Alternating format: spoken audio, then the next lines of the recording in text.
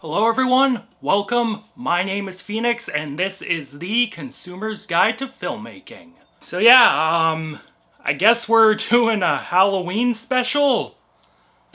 I don't know, I didn't intend on it, but I guess with what I've been watching, I just decided, this would be fun. I don't fucking know. So yeah, we're gonna be talking about Slender Man. This thing. Yeah, no, I'm gonna be talking about a few of these Slender Man series that came out on YouTube. I won't talk about all of them. Like I can't talk about Dark Harvest yet because Dark Harvest isn't done. So, I'll talk about that in the, I don't know, like 5 years it takes those guys to finish that series. I don't fucking know.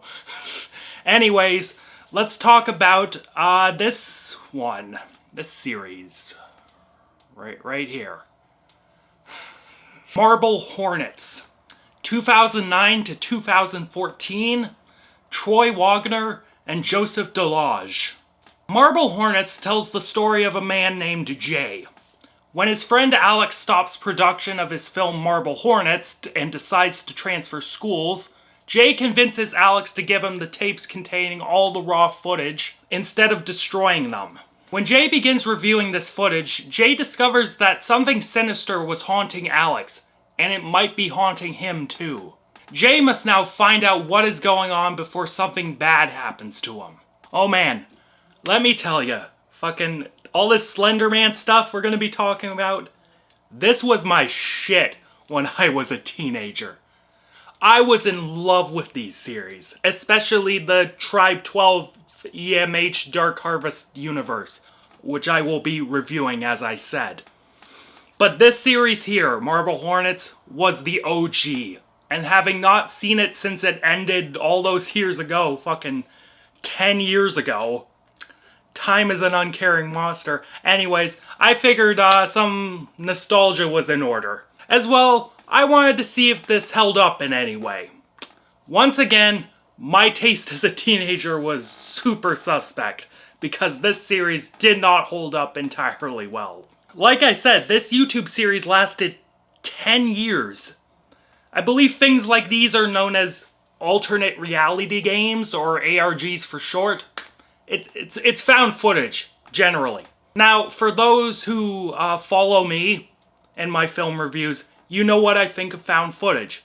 But this series kind of influenced this subgenre in a big way. Doing it on YouTube, it allowed these creators to tell a story that was set in real time. Characters aged and changed based on the upload schedule, and it made you feel like you were experiencing someone's real video diary. It was especially influential to me because it was one of those channels that helped open my eyes to YouTube as a platform for telling long-form stories. But enough of that, let's get into the nitty-gritty here. How does this series stack up? In short, it kinda doesn't. I do think though this series does some neat things. This series did have a decently strong sense of immersion and visual style. The camera work was that of a man just holding a camera and pointing it at things. It was shaky, it was blurry, it was chaotic, and that is the sort of thing I want out of found footage. Editing-wise, I was really impressed with the amount of visual imagination that went into some of these episodes. One of Slendy's spoopy powers is fucking with video and audio equipment. In this series, when characters approach Slender Man, the screen will start tearing and distorting, turning black and white, going super contrasted, etc, etc. As well, audio will start becoming unbearably loud or cut out completely. Not only was it one of those things that stuck around in the lore from then on, it was a great way of setting up scares and building tension.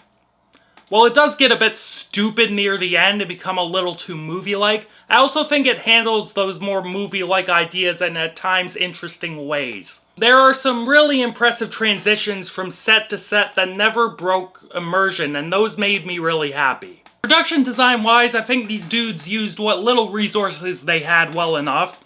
They were clearly shooting around the neighborhood and clearly found some gold. The Red Tower, the abandoned buildings, they were all used to their fullest extent, and I never found them to be too cheap or convenient. But the one thing that has to be talked about when it comes to production design is Slender Man himself. Now, regardless of budget, I did not care for how he was presented. I appreciate practical effects, but this thing clearly looked like a dummy that was being propped up by something, and then they hid it in post. Like, it never looked real to me. And I get it's a spooky monster, ooh, but even spooky monsters have to look kinda real. A for effort, but I think Slendy ended up looking better in the Tribe 12 verse or whatever, specifically in Tribe 12. Yeah. The writing is probably one of the weakest aspects of this series. I think this is because of three things. The first, I think, is the pacing. This series is kinda slow, and it takes a little too long to get to anything entertaining.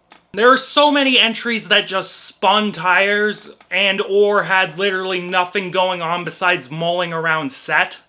Even at the halfway point, which is where things get kinda interesting, there are still episodes where jack shit happens. I feel like this series could be condensed into a solid movie or short mini-series if you cut the fat and kept the stuff that really moved the plot along. The second is this story is a bit obtuse.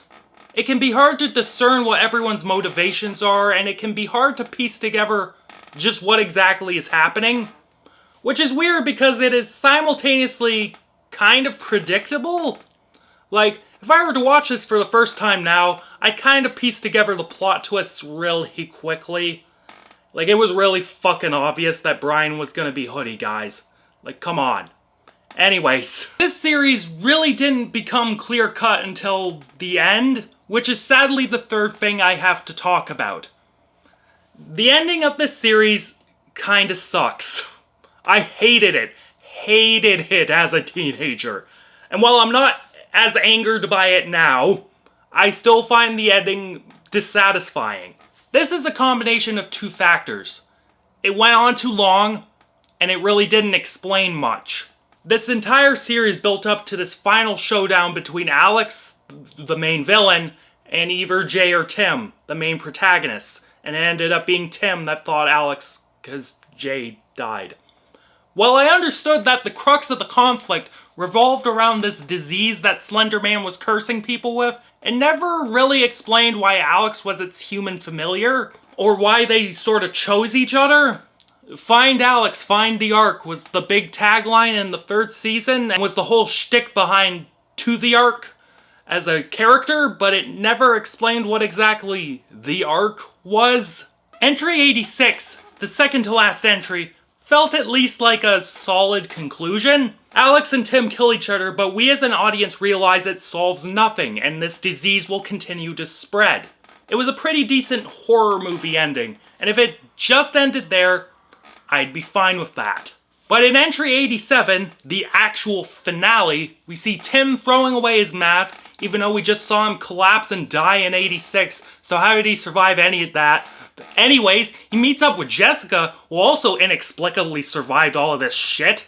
After Tim has another, schizo episode, smash cut to him driving off stoically, and the final caption at the end reads, "Everything is fine." What the fuck was any of that? You aren't going to follow this up, so why the fuck even include it? This is Stephen King levels of unnecessary cliffhangers. It might be worse than that. The acting is also something that has not aged gracefully. Now, these guys are at least having fun with the thing they created, and they're trying, but none of them are exactly good. Joseph Delage and Troy Wagner, who play Alex and Jay respectively and created this show, give some really wooden performances, and they both really grated on my nerves. Brian Haight was alright as Brian/Hoodie, and he at least sounded like a natural human being. The actor they seemed to give a ton of screen time to, though, was Tim Sutton, who played Tim, or Maskey. Of all the actors here, he seemed to be hitting the mark the most in terms of those big emotions. He and Brian were the least obnoxious in terms of performances, and I honestly hope Tim gets more work, since he now has some decent stuff on his acting reel, I guess.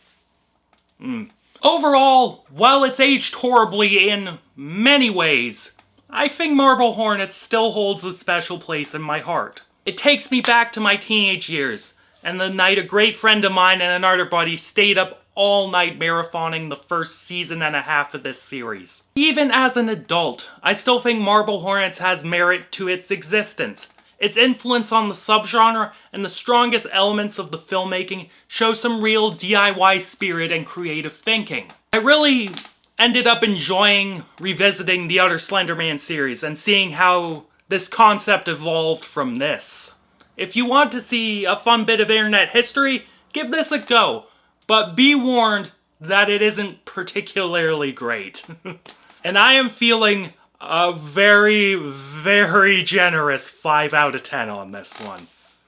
It brought me back to the good old days. Yeah. Catch you later, guys.